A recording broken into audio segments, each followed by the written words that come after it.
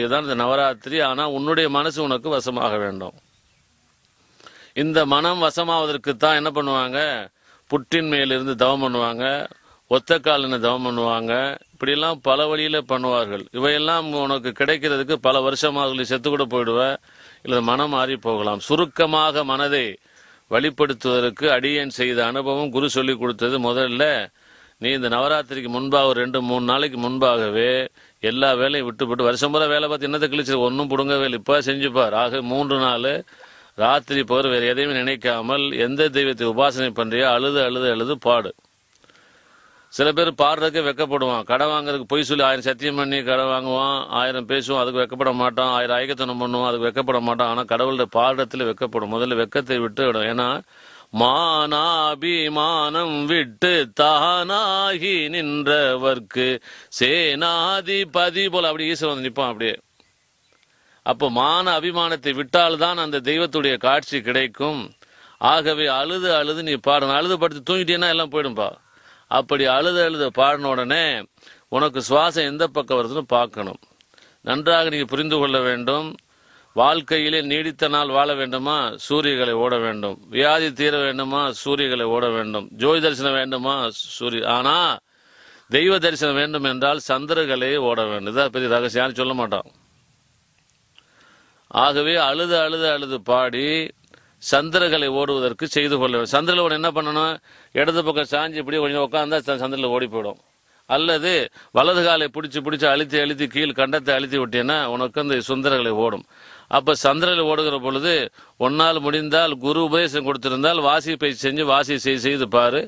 வாசி செய்கிற பொழுது அங்கே புருவத்திலே அந்த ஜோதி உபதேசம் கொடுக்கும்போது தொட்ட அந்த ஜோதி தெரியும். அப்போ அந்த ஜோதியை பார்த்து விட்டு வெளியே பார்க்க வேண்டும். வெளியே பார்க்கிறப்ப அதே ஜோதி தெரியும், திரும்ப அதே ஜோதியை உள்ளே பார்க்க வேண்டும். இந்த மாதிரி நிலை வந்தவுடனே ஒரு தனி அறையில் போய் உட்கார வேண்டும். உட்கார்ந்து கொண்டு இந்த வாசி பயிற்சி செய்தோ அல்லது வாசி பயிற்சி தெரியாதவர்கள் ரேசகுபுர கும்பம் செய்து அந்த அழுது அழுது பாடி உள்ளே ஜோதி வெளியே பார்க்க வேண்டும். செவத்தில் அந்த ஜோதி தெரியும். அந்த சுவத்திலே ஜோதி தெரிகிற பொழுது அதையே பார்த்து அழுது அழுது பாட வேண்டும். அப்படி பாடுகிற பொழுது ஒரு முக்கோணம் தோன்றும். அந்த முக்கோணத்தை சுற்றி பச்சை நிறமும் சிகப்பு நிறமும் மஞ்சள் நிறமும் தோன்றும். அந்த 3 நிறமும் தோன்றுகிற பொழுது சாஷ்டாங்க விழுந்து நமஸ்காரம் செய்து மேற்கு முகமாக தெற்கு முகமாக அமர்வதை தவிர்த்து வடக்கோ கிழக்கோ ஒரு விரிப்பு அமர்ந்து அது மேலே அமர வேண்டும். அமர்ந்து விட்டு உங்களுக்கு முன்பாக சுத்தமான பசும் சாணத்தினாலே தரையை மொழுக வேண்டும். தரையை மொழுகிவிட்டு சுத்தமான அரிசி மாவினாலே ஒரு 3 அடிக்கு 3 அடி சதுரமாக அரிசி மாவினாலே நன்றாக மெழுக வேண்டும். மெழுகி காய்ந்ததற்கு பிறகாக அதன் மீது வாழை இலையை வைக்க வேண்டும். வாழை இலையை வைத்து அதற்கு மேலாக நெல்லை நன்றாக பரப்ப வேண்டும். நெல்லை நன்றாக பரப்பி வைத்து அதன் மீது அரிசியை பரப்ப வேண்டும். அரிசியை பரப்பி அதன் மேலாக தீபத்தை வைக்க வேண்டும். அப்ப அந்த தீபத்தை வைத்து எந்த உபதேச மந்திரத்தை நீ பெற்றிருக்கிறாயோ அந்த தீபத்தின் உச்சியை பார்த்து சொல்ல வேண்டும். அப்படி சொல்லுகிற பொழுது அந்த ஜோதியானது சுடர் விட்டு ஆடும். சுடர் விட்டு ஆடுகின்ற பொழுது கண்ணை மீடிக்கொண்டு பார்த்தாயானால் உள்ளே சுழுமுனை வருவது நன்றாக தெரியும். அப்படி தோன்றுகிற பொழுது அந்த சுழுமுனையிலே நீ மனதை வைத்து உருகி அந்த மந்திரத்தை சொல்ல வேண்டும். அப்படி சொல்லுகின்ற பொழுது உனக்கு சில காட்சிகள் தெரியும். காட்சிகள் தெரியவில்லை என்றாலும் பரவாயில்லை.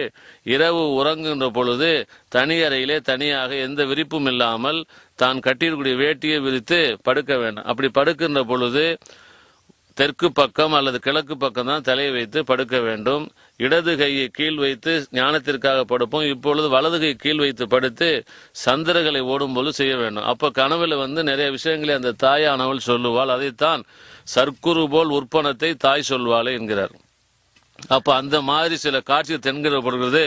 ஓங்கார எச்சனி உச்சாடு உச்சாடு உருவான எச்சனி, ஓங்கார எச்சனி உச்சாடு உச்சாடு உருவான எச்சனி, ஓங்கார எச்சனி உச்சாடு உச்சாடு உருவான எச்சனி என்கின்ற அந்த யக்ஷனி மந்திரத்தை சொல்ல. நிறைய பேர் யட்சனி துர்தன மடப்பையன் அறிவில்லாத சொல்றது. யக்ஷனி என்பது மகாலட்சுமியுடைய 16 வடிவத்திலே ஒரு வடிவம். சில பேர் யட்சனி உபாசன மடத்தின அறிவில்லாதவன். யக்ஷனி என்பது மகாலட்சுமியுடைய சொரூபம். அதுல கர்ண யட்சனி என்பவள் நடந்ததையும் நடப்பதையும் நடக்க போதை சொல்லுவவள். இது அடுத்தவனு சொல்றாங்க. அதுக்காக அப்பா நீ செய்யறது உனக்கு சித்தியாகும், நீ இந்த மாதிரி இந்த உபாசனை இதை பண்ணாத, இந்த மந்திரம் சொல்லு அதை சொல்லு என்று அதுவே சர்க்குரு போல் வந்து சொல்லும். அப்படி சொல்லுகிற போல் குருவிடத்தில் கேட்டு அந்த மந்திரத்தை சொன்னாயானால் உனக்கு சில ரகசியங்கள் தோன்றும். அந்த ரகசியம் தோன்றியவுடனே அந்த வாழை எந்திரத்தை பூஜை செய்ய வேண்டும். வாழை எந்திரம் என்பது உள்ளே ஒரு முக்கோணம், அந்த முக்கோணத்தை சுற்றி ஒரு அருங்கோணம், அருங்கோணத்தை சுற்றி ஒரு எண்கோணம், அதை சுற்றி வட்டம், வெளியே 16 இதழ். இதற்கு உள்ளே எழுத வேண்டிய எழுத்து 3 எழுத்து தான்.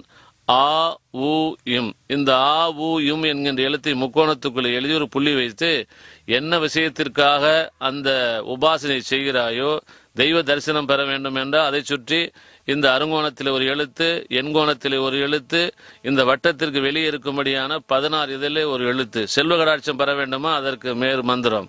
ஞானம் பெற வேண்டுமா, வேற மந்திரம். இப்படி எழுதி வைத்துக்கொண்டு அறிவோம் அங்குங்கிறீங் ஐயும் கிளியும் ஷப்பும் வாழை பரமேஸ்வரி என் வாக்கில் குடிகொண்டு நிற்க சுவாகா. அறிவோம் அங்குங்கிறீங் ஐயும் கிளியும் ஷப்பும் வாழை பரமேஸ்வரி என் வாக்கில் குடிகொண்டு நிற்க சுவாகா. அறிவோம் அங்குங்கிறீங் ஐயும் கிளியும் ஷப்பும் வாழை பரமேஸ்வரி என் வாக்கில் குடி நிற்க சுவா. அந்த மந்திரத்தை சொல்ல வேண்டும். எப்போ? நவராத்திரி முதல் அமாவாசை இன்னைக்கு சொல்ல வேண்டும், பிரதம வரைக்கும்.